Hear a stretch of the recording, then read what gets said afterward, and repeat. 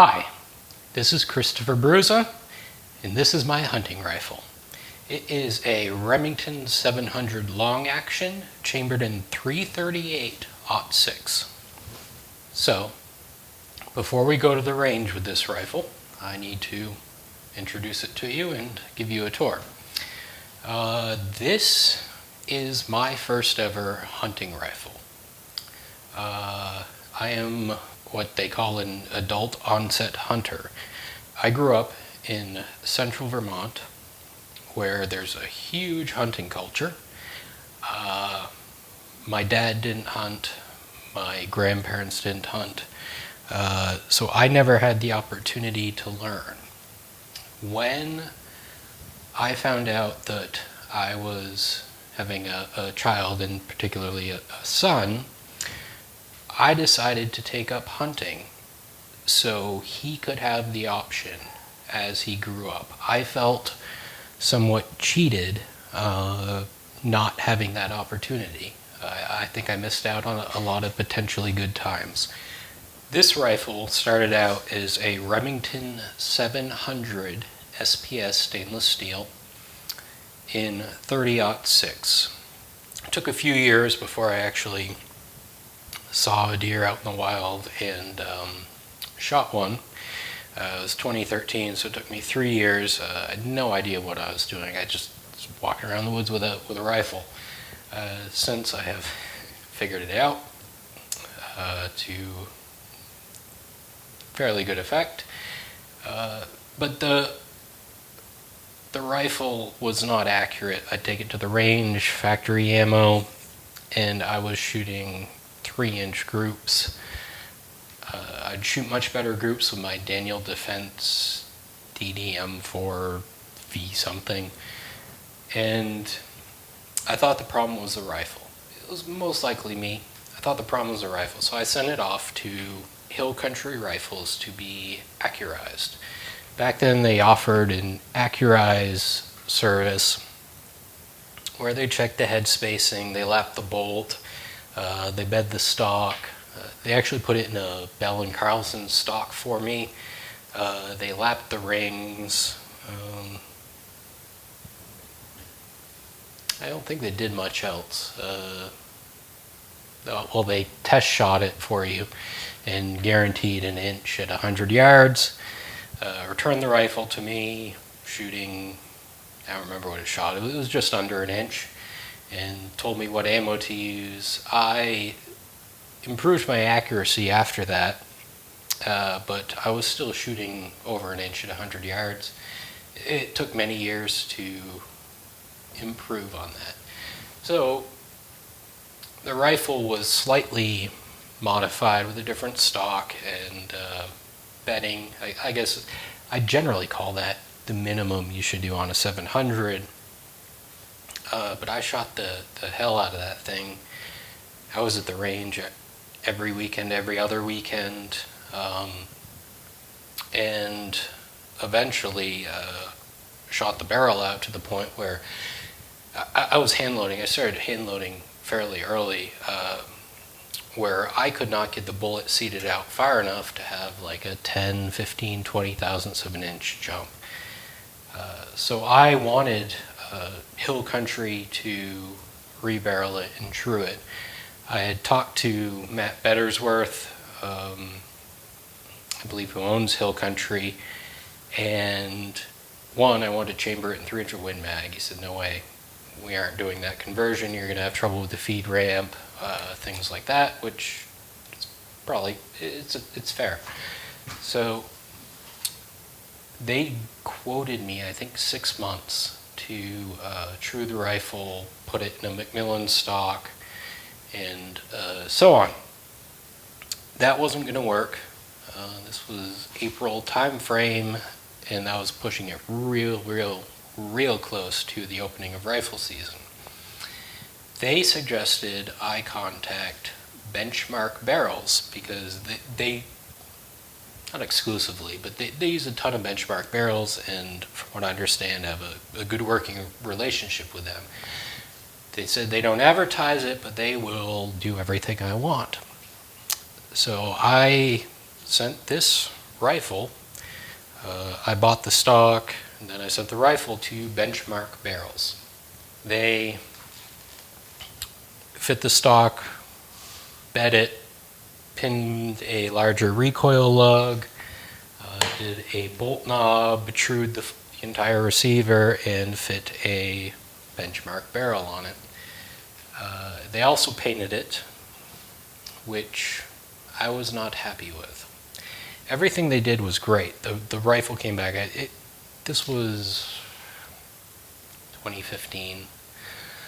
So I, in the time between 2010 and 2015, I learned how to shoot. So it came back and it shot, this rifle will shoot with a 6-power scope. It'll shoot 3/4 inch groups at 100 yards, 5-shot groups. The only complaint I had was the paint. I told them I wanted OD green Cerakote. And what they delivered was a bright leaf green Duracoat, which was shiny as hell. It would blind you if you brought this thing out in the sun. There was just so much clear on it. And then they engraved Benchmark barrels and the caliber, or sorry, the chambering, after it was painted. So that was silver, and it was hideous. I broke down, lost my mind when it came in, and ended up sending it to Custom Gun Coatings in Kansas City, and he turned it around in 2 days. Just stripped that off and did this OD green Cerakote in a matte, which you see. Brandon, if you need something painted, Brandon is a stand-up guy, and I highly recommend him. So, with these tours, we start at the butt. We move our way to the muzzle. The butt is your standard Pachmeyer recoil pad. I have a 13.5 inch length of pole. Nothing special about the recoil pad. I have, as with anything that doesn't have a adjustable cheek piece, the Triad Tactical stock pack, which has a bunch of Velcro under here to get my cheek weld correct for the scope. Zips, and it holds the 338-06 rounds. I guess we'll talk about it now. These are 30-06 Lapua cases, which I just simply neck up to 338 caliber, and I'm shooting a Barnes tipped TSX bullet, 225 grains. And last time I chronoed this at hunting temperatures, it was traveling 2,514 feet per second. I can go faster, but when I do my load workup, which you'll see shortly, I'm not worried about velocity. If it's 50 feet per second and I can get a much more accurate load, I'm going to take the more accurate load over the faster one. So these are the Barnes. They are exceptional on deer. I have taken a in front of the shoulder shot on deer. It's passed all the way down, splitting several ribs, and actually came out the hindquarters with this bullet, this rifle, which is crazy penetration. They clearly expand. I never recovered a bullet, but they expand, judging by the exit wound, the internal damage. Exit wounds on this are much better than like a Nosler ballistic tip. They're smaller, but the internal damage is massive, and you aren't blowing a ton out the backside. I don't know if that's because it's a solid copper bullet, or who knows. Don't know why, but these bullets are great. Moving up, we have a McMillan Remington sporter stock in forest camo, which I have an obsession with because I love the original Marine M40 A1 rifle. I generally pick this color. It's a good stock. I run it on quite a few rifles. Great for hunting. It's not super tiny, but it's not bulky. It's nowhere near what you'd call a tactical or varmint stock. I mean, it's a solid hunting stock, but it has some girth to it. The bottom metal on this one is PTG, Pacific Tooling Gauge. It's just their stainless steel BDL bottom metal. It's a hinged floor plate and nothing special about it other than stainless steel. I generally don't run aluminum bottom metal. Well, I don't run them, so I've never had a problem with them, but to me, it just, if you're truing a rifle, it makes sense. The bottom metal is also bed to the stock. The trigger was done when Hill Country Rifles did their accurizing. One of the things I did was change to a Timney 510, just their generic, old Timney trigger. Single stage, it's tuned to about 2¼ pounds, and obviously we're clear, but it's a good trigger, works great without gloves. I have no complaints about it. There are much better triggers out there, but for a hunting rifle, these things are pretty reliable. Coming up, we have a 700 long action stainless steel Trude. It's bed to the stock. The bolt retains the original bolt release down in the trigger guard. They TIG welded and retimed the bolt handle, trued the bolt. There's no fluting or anything.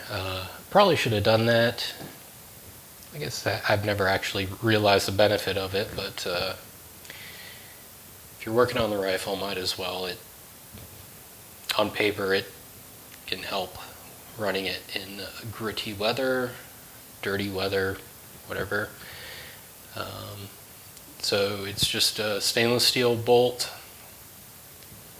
Nothing special about it. This rifle has so many rounds through it. This thing is just butter smooth.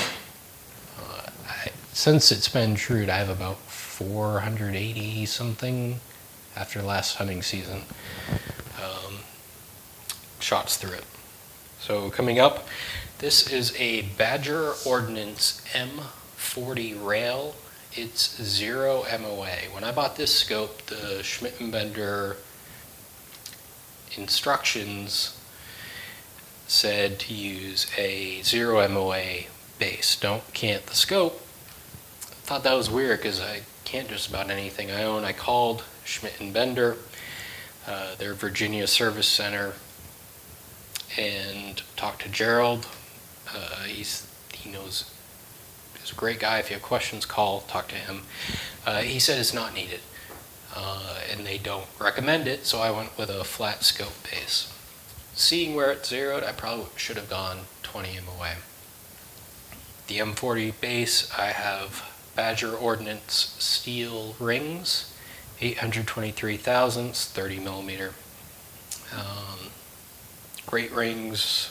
Badger is my go-to for anything that's not spur.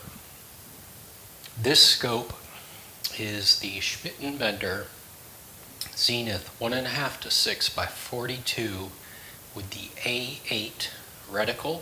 It's non-illuminated, just has elevation windage, kind of set it, forget it. It's the Posicon knobs. So they do have the window that shows where you are in the adjustment. And that's why I say I probably would have gone with 20 MOA, because I am well past 0. I'm about a third past 0. 20 MOA would probably get that thing right around 0.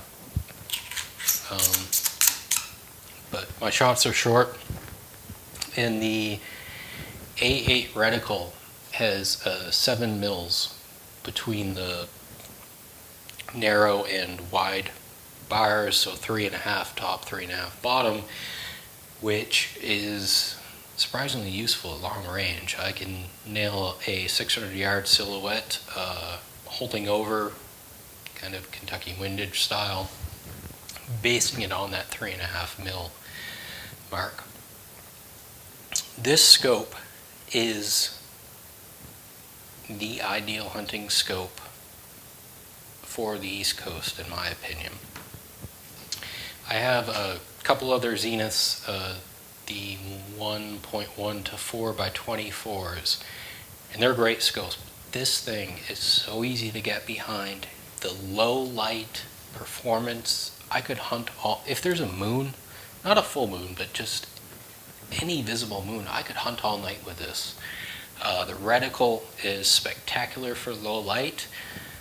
I generally hunt on 2 power, but this is a bright scope. The contrast is spectacular. I never have issues finding deer. The woods are thick. They just pop out. This scope is amazing. I don't think I would trade this for any scope. Moving up, I mentioned the recoil lug is surface ground and pinned to the action, and the barrel is a stainless steel benchmark chambered in 338-06 A-Square, and I don't recall the twist rate offhand. I will put it up in the corner. Finished at 22 inches with an 11-degree target crown. I originally was thinking about 24 inches, but I actually changed it while it was in production. I figured having a shorter barrel, that was easier to move. The way this rifle balances is spectacular. So I called them up and had them cut it even shorter. I figured, what am I losing, 60 feet per second, something like that, for 2 inches. And this rifle, I mean, just about any time I go hunting, I'm using this rifle, unless I have a reason not to. Is generally something like it rained the day before and the thing's all wet, the stock pack is wet. I dropped it in the mud, or I banged it climbing in or out of my tree and I'm worried about the zero. This is my go-to. This gun it feels like home. This and my Axe International AX, which is my competition gun, I have just spent hours and days holding these rifles, and they're second nature to me. Like my 35 Whelen, it's a very similar setup to this. Same stock, everything. My 300 Win Mag, similar setup, same stock, and they don't feel the same. I mean, the stocks are the same, but there's something magical about this where I have spent so much time holding this. I think this rifle's absorbed part of the energy. I mean, 2019, I shot the biggest deer of my life, and it was with this rifle. It just the immense emotion I felt because of this rifle, using this rifle, holding this rifle. I mean, not just that deer, but the time I've spent with this rifle, it's a part of me. It's more than a rifle to me. This is probably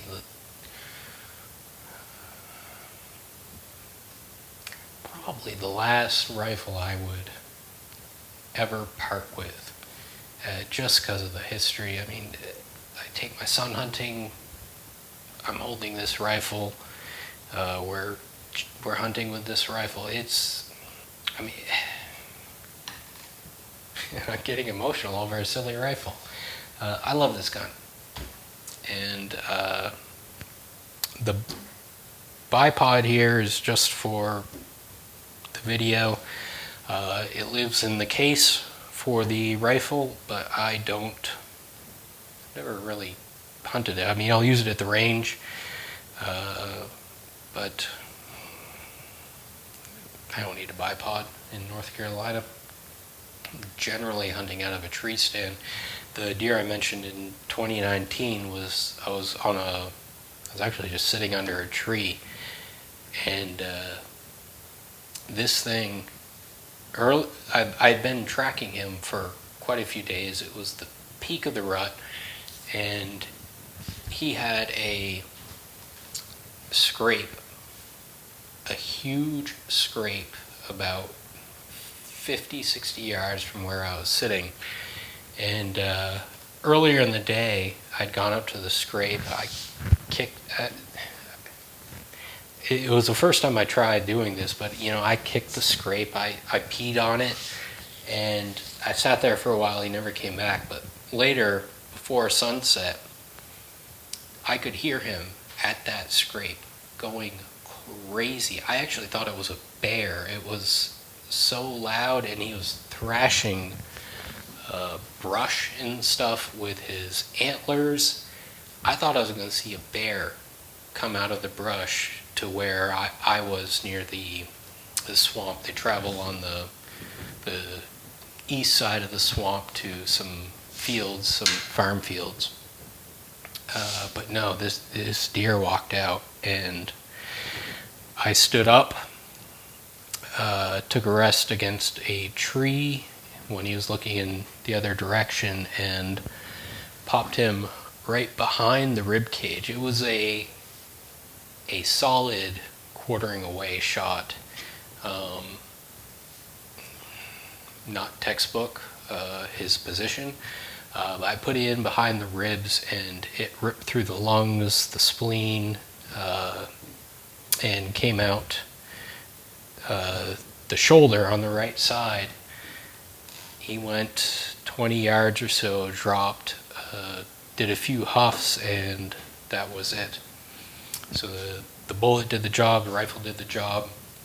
This is my hunting rifle, but to me, it's more than just a rifle. It's my rifle. So, I appreciate you watching. Please like if you like the video. Subscribe, and until next time, enjoy.